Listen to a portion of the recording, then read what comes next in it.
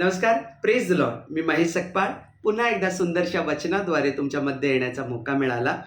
आज जेव्हा मरकुस अध्याय 5-4 जेव्हा वाचला, मरकुस अध्याय 4, त्याच्यामध्ये परमेश्वराच्या वचनांची ताकद, परमेश्वराच्या वचनांमध्ये सामर्थ्य आणि त्याचे गुण, त्यातला विश्वास हा जेव्हा बघायला मिळाला किंवा त्यातला एक अध्यायामध्ये बीज पेरणाऱ्याचा एक दाखला दिला आहे.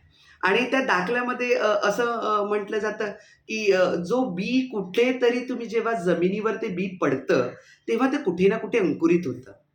बघा ना, एक एक्झाम्पल जर बघायला झालं तर आता सध्या मे महिन्याचे सीझन आहे. आंब्यांचा सीझन आहे. आंबे खायला मिळतात आणि त्यातल्या त्यात कुठेतरी बघा ना, जेव्हा आपण आंबे आणून खायला सुरुवात करतो आणि जेव्हा कुठे त्याच्या कोई जेव्हा आपण टाकायला जातो, त्या कुठेतरी त्या कचऱ्याच्या डब्याजवळ किंवा आजूबाजूला जेव्हा त्या बिया पडलेल्या असतात, कोळी पडलेल्या असतात, त्या कुठेतरी अंकुरित झालेल्या दिसतात तुम्हाला.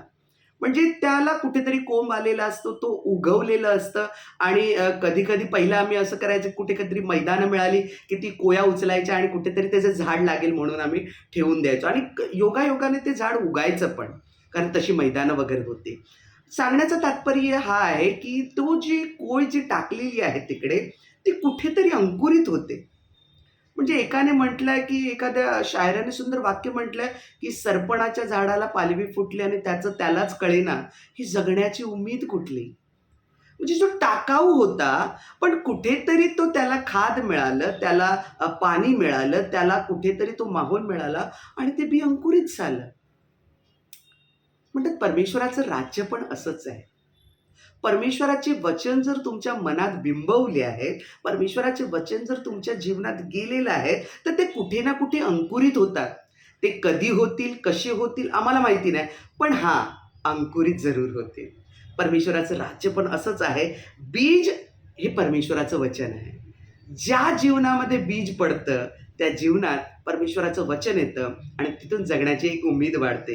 कारण अगदी, अगदी अद्भुत उमेद होऊन जाते आणि जगण्याला एक नवा मार्ग मिळतो. ज्याची अपेक्षा पण नसते, अशा अपेक्षा खुल्या होतात आणि जो विश्वास जेव्हा तुम्ही परमेश्वरावर टाकता, जो विश्वास तुम्ही त्या मालकावर टाकता, जो विश्वास विधात्यावर टाकता, तेव्हा तुमचं जीवन बदलायला सुरुवात होतं. कसं, कधी, केव्हा माहीत नाही. पण हां, परमेश्वराचं जर वचन तुमच्यात आहे, तर डेफिनेट तुमच्या जीवनाला कलाटणी मिळेल.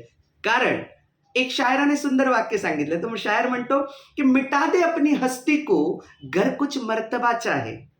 मिटा दे अपनी हस्ती को, गर कुछ मर्तबा चाहे, क्योंकि दाना खाक में मिलकर गुले गुलजार हो जाता है, गुले गुलजार हो जाता है.